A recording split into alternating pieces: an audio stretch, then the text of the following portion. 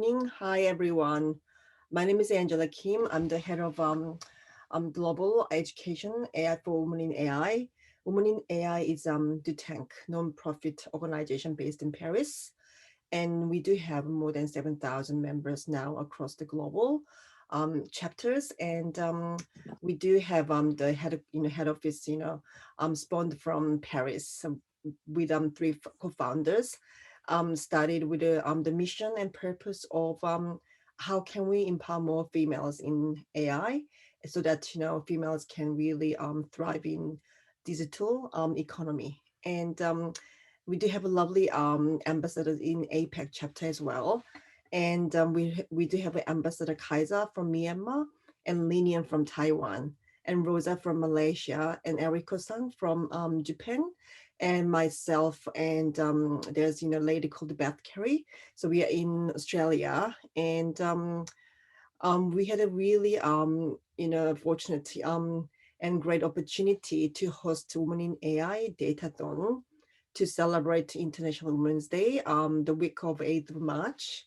So what we've done was on that Saturday, which was the 13th of March, for to celebrate International Women's Day, especially for gender equality on domestic violence and mental health issues.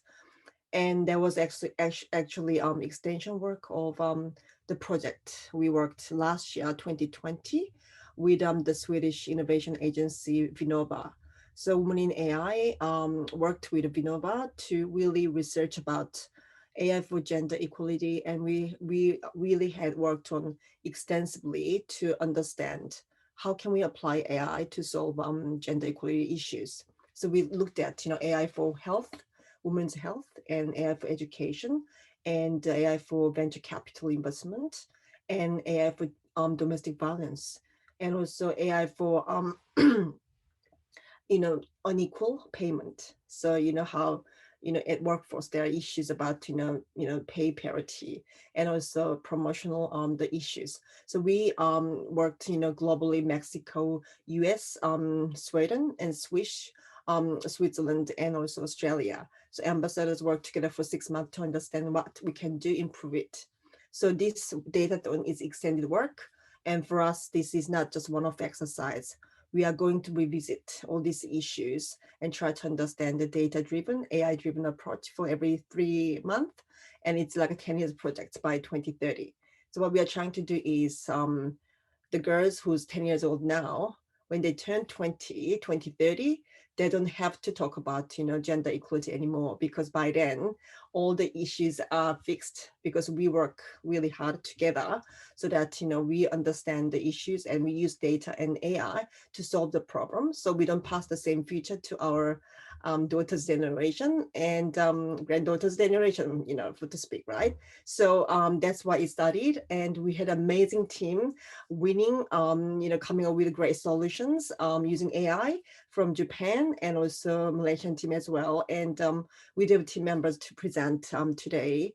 And I hope you really enjoy the presentation, and feel free to reach out to us, if you have any more comment or questions. And I'll pass, the stage to the winning team and also other ambassadors from WAI. Thank you. So Kaiser, are we going to present about the findings from the winning teams, right? Yes. Yes, thank you, Angela. I'm really excited to hear more about the project, and it's really great to see not only its technical side, but also about AI for social good. Yeah, as you already mentioned, I'd like to hand the stage to the winning team to present their project, Domestic Violence Risk Factors and Diagnostic Using Explainable AI. So please go ahead whenever you're ready. Thank you. Thank you so much. Thank you. Okay, thank you very much. So Gerlien and me are going to present our results from the Japan team. I'll share my screen, and Gerlien will start. I will start. Very nice. Okay, good evening, everyone.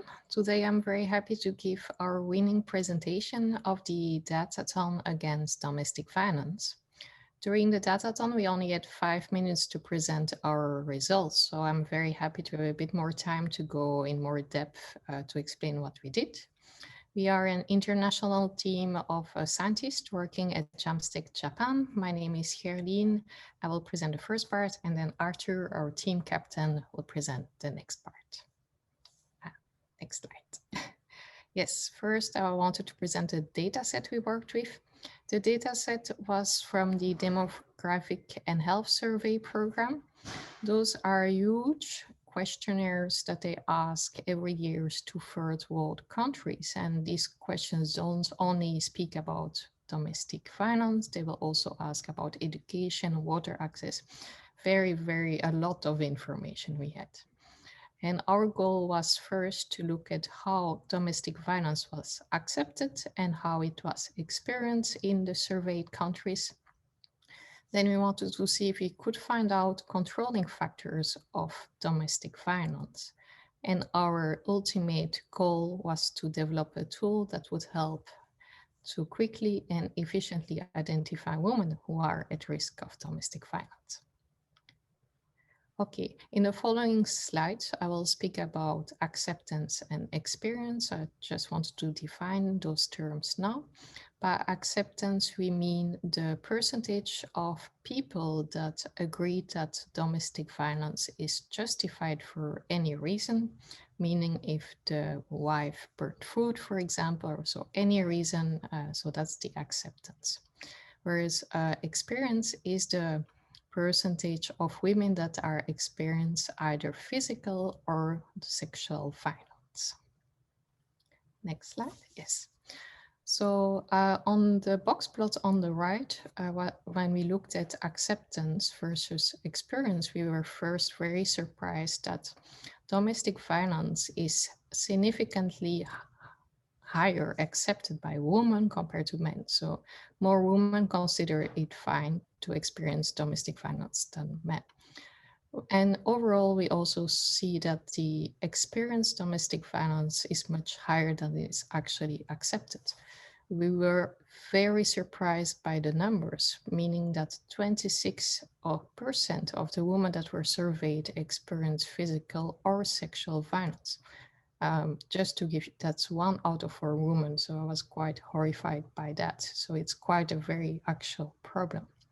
Then when we look at the map, just back on, we want also to, when we found a dichotomy between acceptance and experience, depending on the country. For example, in South America, domestic violence is not accepted. However, the experienced domestic violence is quite high, and other countries, it was the opposite. Okay. So in order to find out what are the drivers behind domestic violence, we first did some explorative statistics. We look, for example, at the demographic of the respondent. Here is an example of Congo, where domestic violence is very high. We're speaking about 40% of women experiencing either sexual or physical violence. And we found that most of the respondents were living in the countryside, living from agriculture. However, the percentage, the experienced domestic violence was the highest in small cities, even if this only represented 3% of the population. Yes. I will take over for the second part. So next, we wanted to understand, can we use this data to predict which women are at most risk of future violence? So domestic violence is a big problem. And I mean, people have worked on it like for, I don't know, like 1,000 years. So machine learning is not going to magically solve the problem. Many skilled professionals are working on it. But maybe what we can try is to provide a new tool for these professionals, either for their education or as a practical professional tool. So we decided on some specifications for the tool we wanted. We wanted it to be implementable without computers, either by paper or dialogue and by non-experts. so that the model could be deployed in developing countries. Ideally, it should be a test that takes only a couple of minutes to test. It should be predictive. So we should detect women at risk of violence before they're in this actual situation. Ideally, if the model could be general, so applicable for many countries, that would also be ideal.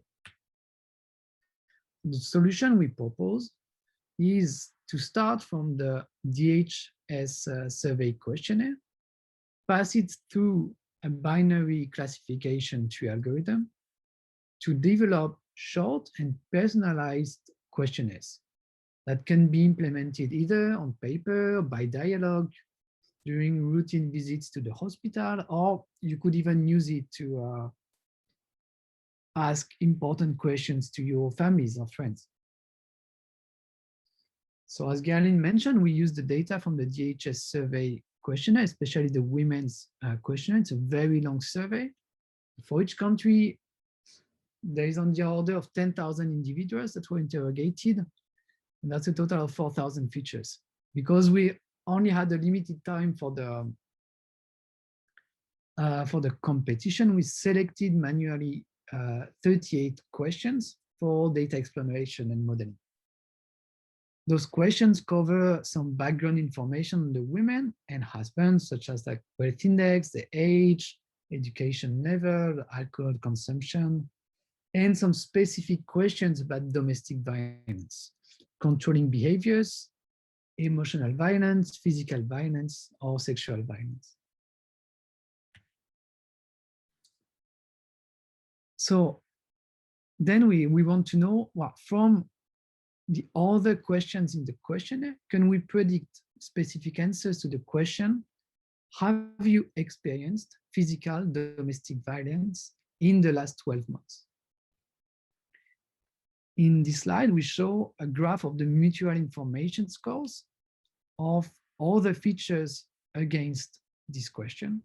And we find that the most informative questions are related to emotional violence, control issues, alcohol consumption of the husband, the acceptance of violence, as well as we saw earlier, some information about family history, and then comes some demographic information such as wealth, age, education level.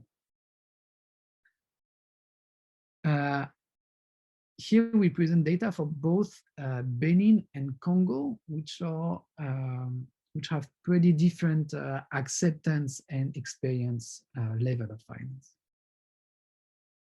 Next, we want to know, is the model that we're going to build predictive? Since our most important feature is emotional violence, is emotional violence actually predictive of physical violence? We did a test for Benin and Congo. What we did is that we calculated the probability of women experiencing violence, given that they also experience emotional violence, or the opposite. And we find that women who experience emotional violence at 63% in Benin, they experience also physical violence. But it's only 30% in the other way. So it seems that emotional violence predates physical violence. At least this is the case in Benin. For Congo, the results are less conclusive. So it's not clear if the model would be predictive for every country. Then we built a classification tree to build a short questionnaire from these questions. So we have like hundreds of questions, and we want to have like the only 2, 3, 4 questions that we ask in a couple of minutes to these women. At the root of the tree are questions related to emotional violence, like have you ever been humiliated or insulted or threatened by your husband? Then this question already sorts properly women in danger that should be probably redirected towards a specialist social worker or sociologist or psychologist or something like that. and other women. Then other questions also do another job, like questions related to control issues and some demographics here, the wealth index.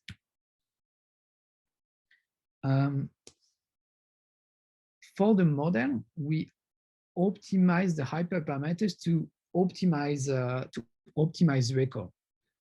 We chose record because in our case, the true positives corresponds to women who are in danger.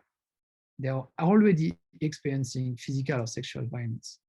False negatives are women that are in danger, but they are not detected. That's what we want ultimately to minimize. And false positives are women who are not experiencing physical violence, but maybe in the future. So we also want to capture, in a sense, as many false positives as we can. Those women will be redirected to a social worker. It's harmless to have false positives, but it's really harmful to have false negatives. The limitations of the present results is that decision trees are not robust. We chose this algorithm because it's transparent, but a slight change in the data set leads to a different tree. The root of the tree is always the same, and you find similar questions, but not necessarily in the same order.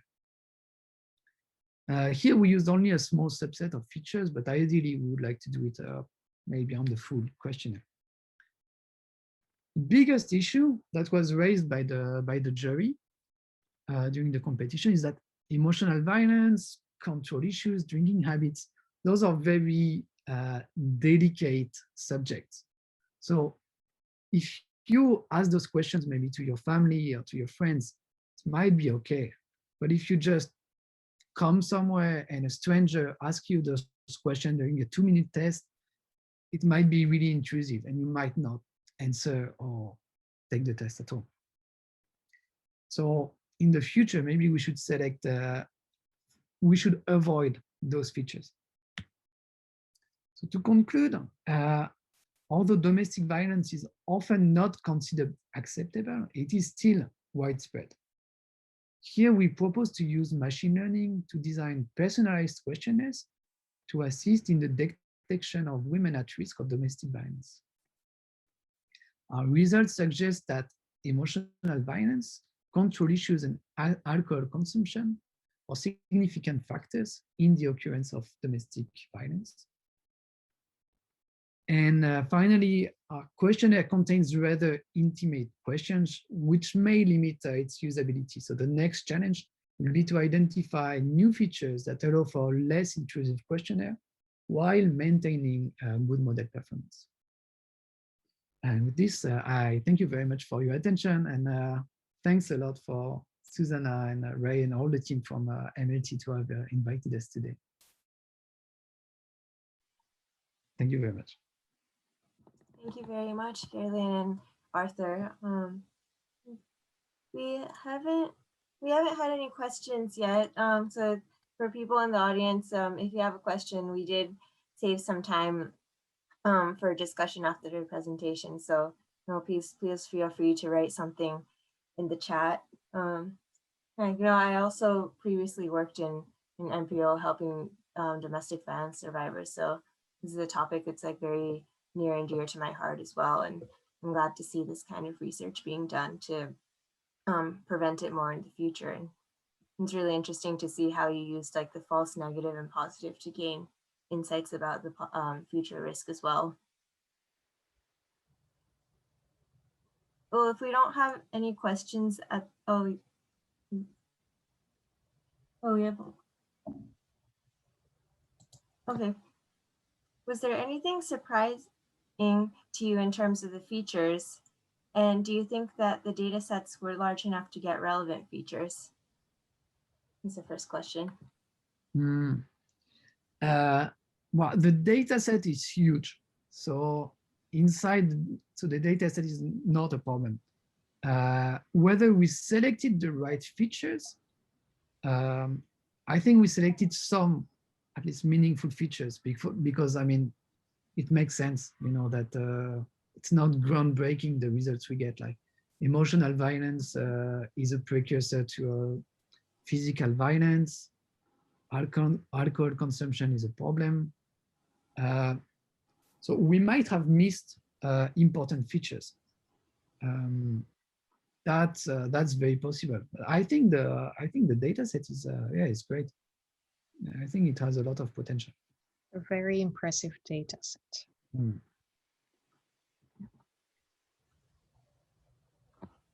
Thank you. Oh, Next question is, oh, sorry, were you going to say something?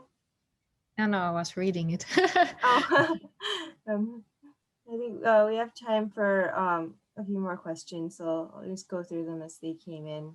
The next one is, to what extent is detection the key problem in domestic violence? You can say something in the chat if I'm wrong, but I assume they're asking a bit more about like other factors, just kind of in the overall problem of DV.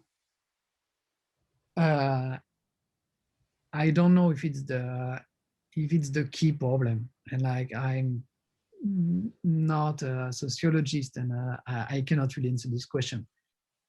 It is a problem that we could tackle.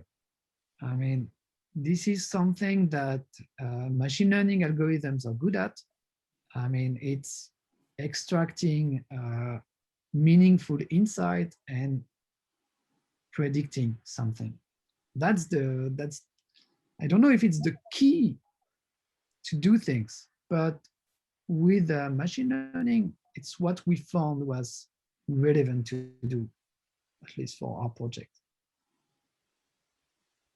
Yeah, definitely. It's an important part at the very least. Next question I'm seeing is, who would be the main user if this solution were to go to market? Why take it to market? No, so but in my opinion, it's first, if you have this kind of knowledge, just use it with your friends, your friends, family. If you see that someone around you has problems, maybe you can check this and like, okay, what order should you ask this question? You don't even need the questionnaire, actually. You just maybe need the feature importance graph, and then you discuss. And having the questions from the questionnaire would help in assisting you. Then I think it would be maybe doctors, social workers, or down the chain of local hierarchy of helpers. I guess for trained specialists, it's not going to change their lives, but maybe more I don't know, like in France we have these local helpers, like in communities where there is more violence and all, and these are just like people from the neighborhood who volunteer to help. Maybe that can be part of the training or part of the tools. I don't think it has a monetary value. I think it would be really useful to use as an education tool as well, especially emotional violence is not often taken into account, and just awareness about this would be a great start. And I mean, also, I think it can be used by yourself. If you're a woman and you think there is something a bit fishy in my relationship, well, you can go through the question yourselves and decide, is there something really wrong or not? Definitely, thank you. Next question is, what alternative method beside the one that you presented did you consider? And the question after that is pretty similar, so I'm just gonna say it here too.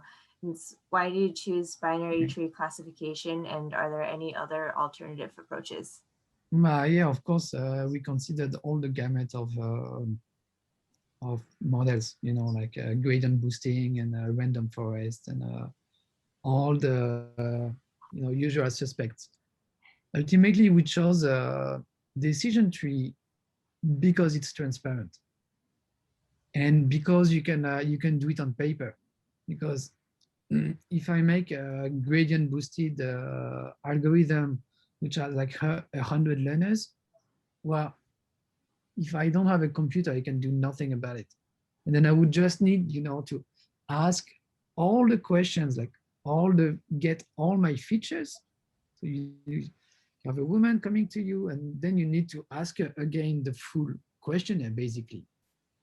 And then run that to the computer, like, sorry, ma'am, wait a second. Okay, you should go to a social worker. I don't know why, but the computer says so. Yes, we didn't like that. We think that for this kind of problem, I mean, it's a human problem, and you should talk to a human. So we wanted to make a machine learning algorithm where the computer is just there at the beginning, and then that's it. Then you're interacting with a human and not filling the whole database also. Thank you. I think we have one more question. It's about how to quantify really serious violence versus some less serious violence. Yeah, this is done already in the questionnaire.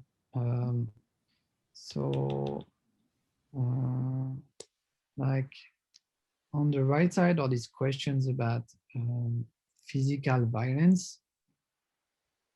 And it starts with like, have you ever been pushed or slapped or punched or kicked? And it ends up with like burnt and raped and horrible things.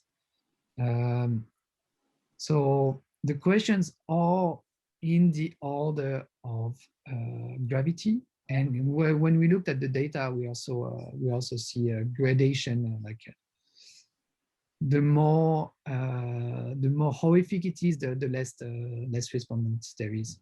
So we could make a model specific to certain forms of violence. Thank you. It was a very depressing questionnaire at times. Yeah, and that's just the numbers, yeah.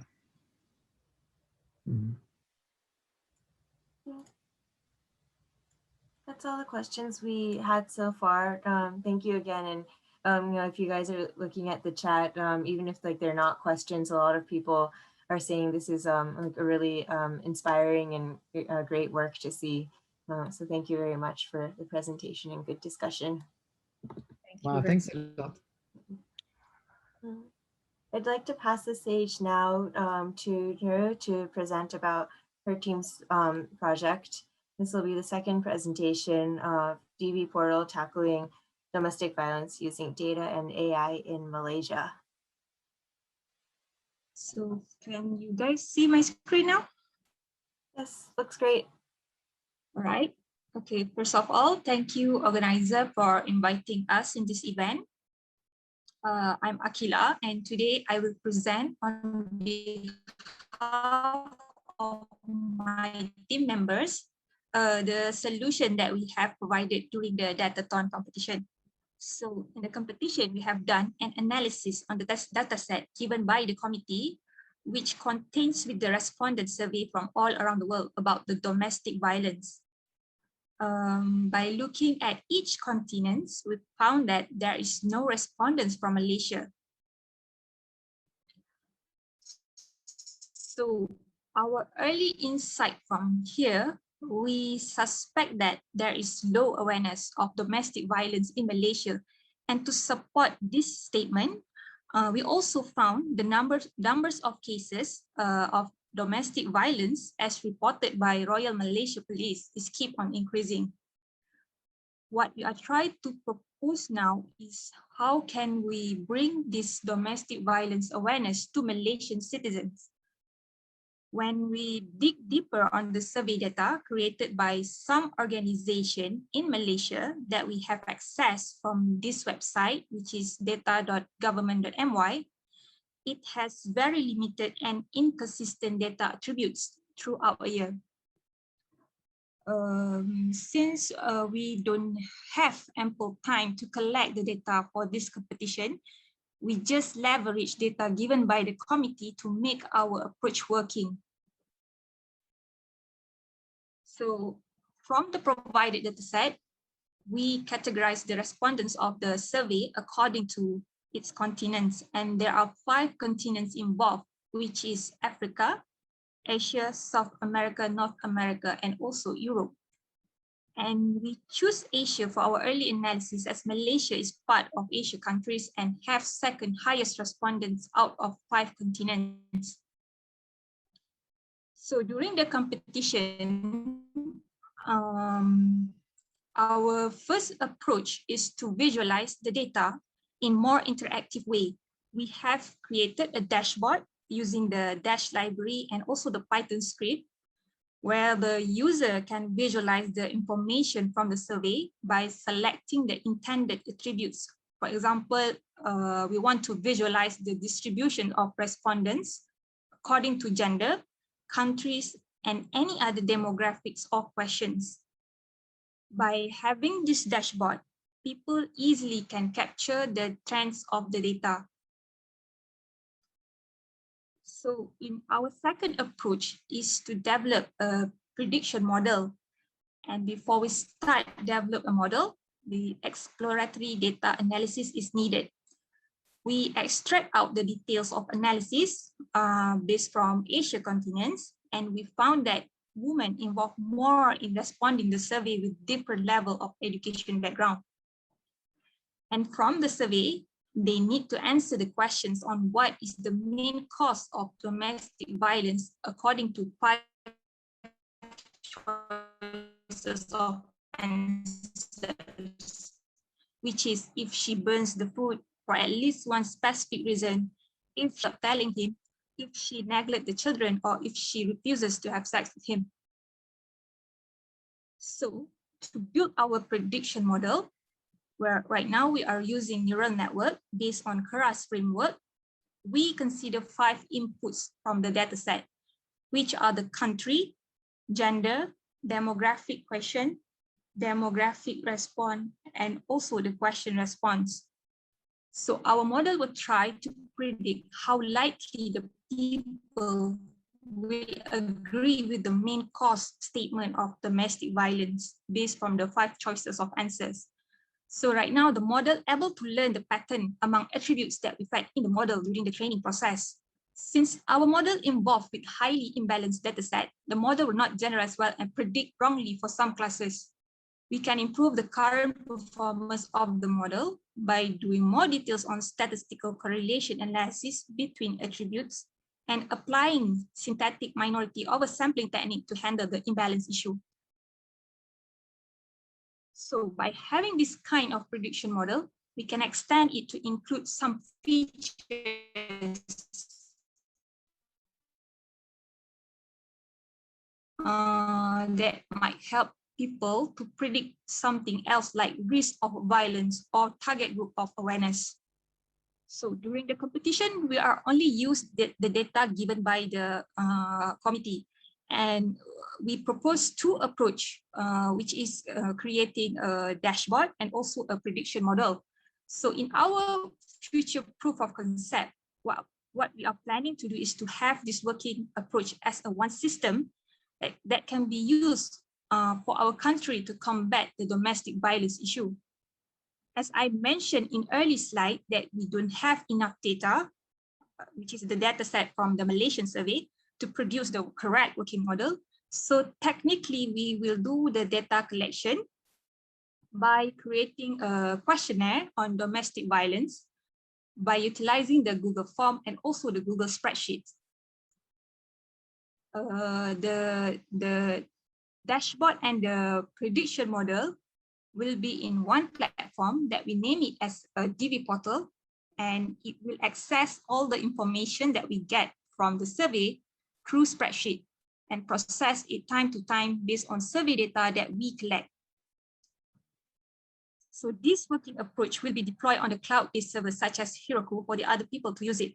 And from our prediction model, it can help us to perform a microscopic targeting as deliverables, such as to perform a campaign to give awareness to local people based on state prediction from the model, or blast an animation or short video in social media platform to educate Malaysian citizens about the domestic violence. By having this short video or animation, we know that it can reach huge population of people within a short period of time. So basically, who can use this system? We have identified several numbers of Malaysia government agency as well as non-government organization to leverage our systems to combat the domestic violence issue in Malaysia. So this is our team members to make our proposed solution really work with the current problem. We have one of our team members, a social activist of human rights and mental health, who work close enough with this issue. And she also can address the main problem and recreate the questionnaires on domestic violence. And to make this thing happen using AI and data, we have AI system engineer and deep learning engineer, so deployment of the system.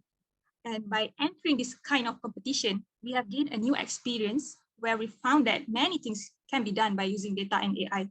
Not only for domestic violence we can combat, but we also can use it to combat another issue, such as mental health as well. As long as we have a correct data and analysis with the correct model and what kind of microscopic targeting solution that we want to apply based on the prediction model. So I think that's all from our team. Thank you for listening. We have a question for first from. Oh, sorry. By the way, I'm not saying the people's names for who asked the question because we're probably going to share the recording. So the first question is, how well is internet access across the whole of Malaysia? I think for urban area is good enough, but for the rural areas, they are trying their best to give an internet access to the local people. See. We also, I just wanted to echo this comment. Thank you very much for sharing about all this. And it all starts with humans and awareness over data. There's no questions at the moment. I would like to ask something as well. I was just wondering about like the data collection stage and the Google form that you used. Like, how did you make it reach a representative group, and what kind of questions did you have in the questionnaire? Right now, because we have one of our team members is the social activist, and she already identified what is the best question to ask that really give the good impact in our analysis, like the race, the demographics, the house income, household, and also the race. Yeah, something like that. We just received another question. What is the overall level of mental health literacy and awareness in Malaysia? I think maybe my friend Fatiha can help me to answer this because she's really work in this area. Hi everyone. Regarding to the mental health awareness in Malaysia, so I will say the awareness is increasing, but the action that have been taken for mental health issue are still low. So what I can say, we need to work hard more on the awareness and create some solutions of action for combating mental health issue. Thank you.